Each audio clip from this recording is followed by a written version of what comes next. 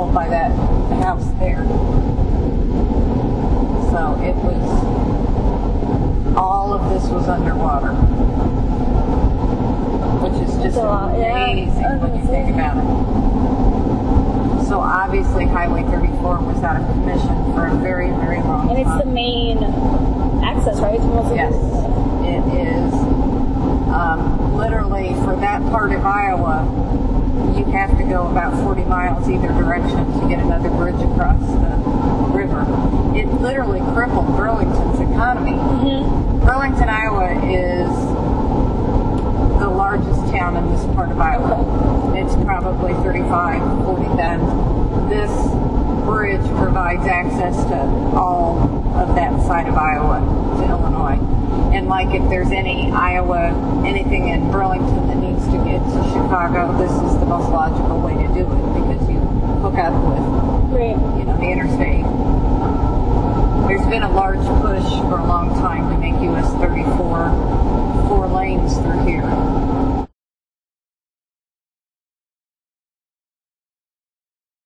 For a while, another levee has been breached, leaving a town in trouble. Contessa Brewer is standing by with more on that story. Contessa. Cameron, 700 National Guardsmen, more than 1 million sandbags, and ultimately, they couldn't prevent this.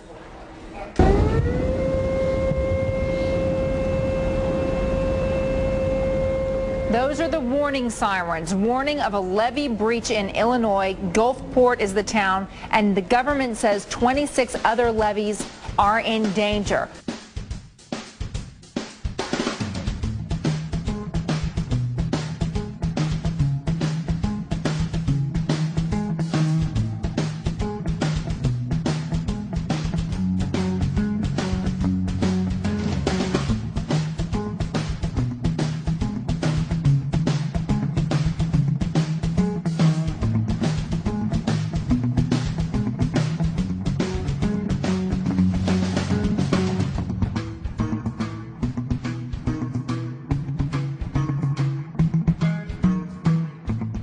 Behind me, you can see this is downtown here in Burlington, Iowa. Let's zip you right across the river here and take you over to Gulfport, where the levee gave way. There are some camps, some small homes, some buildings over in the area in Gulfport where the levee gave way, but it's a smaller community, less populated, more farmland, and more just rural area. So the water that did flood that area, while it's doing damage, is not damaging as many structures because there's just not as many there.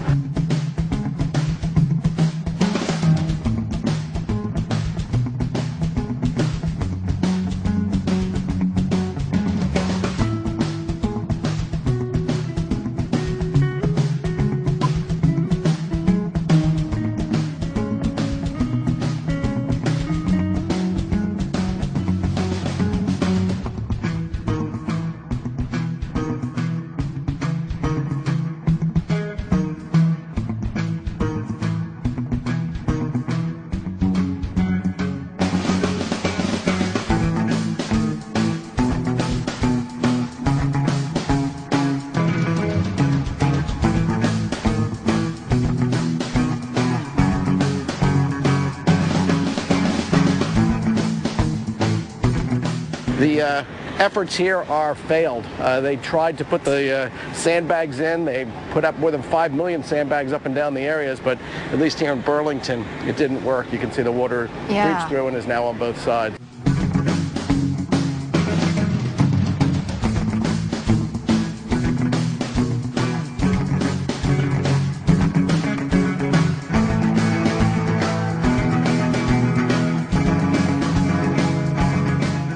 Building was underwater to almost its roof, and it was actually a building instead of a frame. This is the stoplight that Marty was telling you about, that they were in a rowboat and they were leaning on the light. This is the gas station, and it's really inconceivable to me, that the water was that high, but it was. They were leaning on the stoplight. By middle of August, they had 34 open again. There was still water standing in places, and actually they had patched the levee by then. emergency response. They have a cooperative agreement with Burlington's fire department. So we'll invite them to attend those focus group sessions.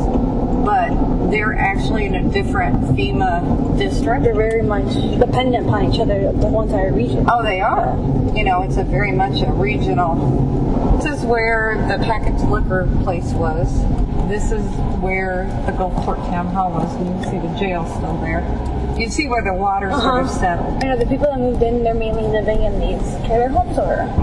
Well, there were a lot of trailers here before. City jail, or was it just there for historical? It was until the sheriff's department could get down here and pick people up. Oh, okay, it was like a holding. Right. You can see where the water settled. I mean, the water was up to the roofs here. They had to rescue everyone via boat.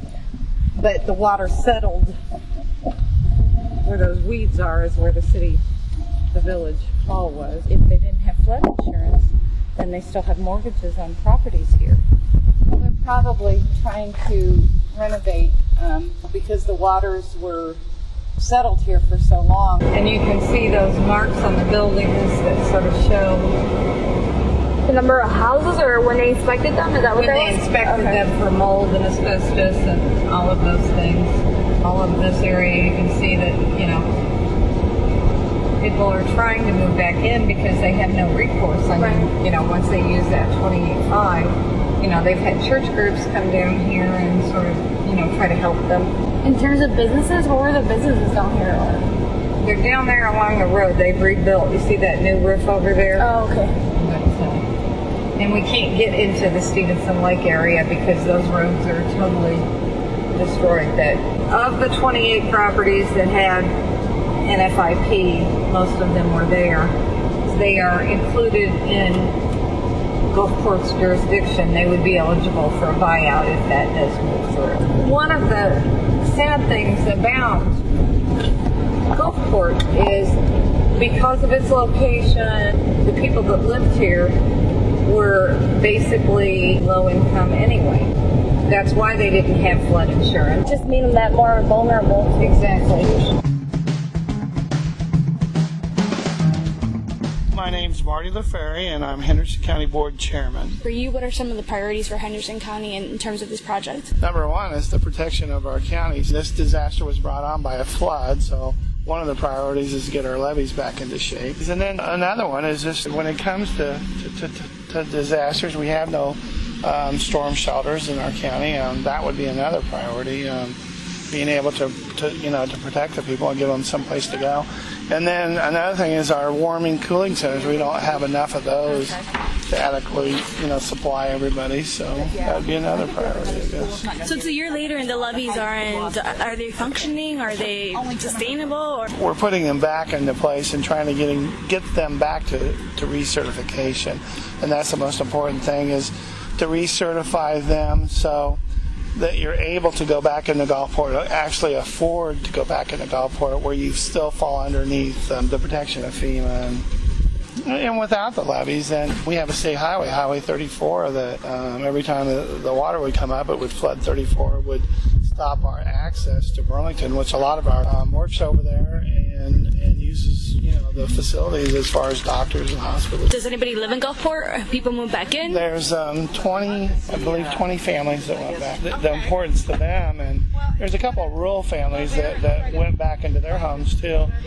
So it's important that we get our levees back into shape just for the people that's come back so far. Do you think that area is livable? Yes, I believe it's livable now. It's just like anything, it's just going to take time. And back in the early 60s, when it flooded, people moved out. But then, they said usually something like that happens within the next 8 to 10 years. You'll have more and more people moving in there. Stevenson Lake down there was a beautiful area. I think 15 beautiful homes there, which I'd like to come back. How do you see the participation, the turnout, the people's response to just getting something, getting these communities back into shape? Great. We're such a small county. All of our time is donated. We try to do the best we can at our real job, and then we'll find time for doing this too.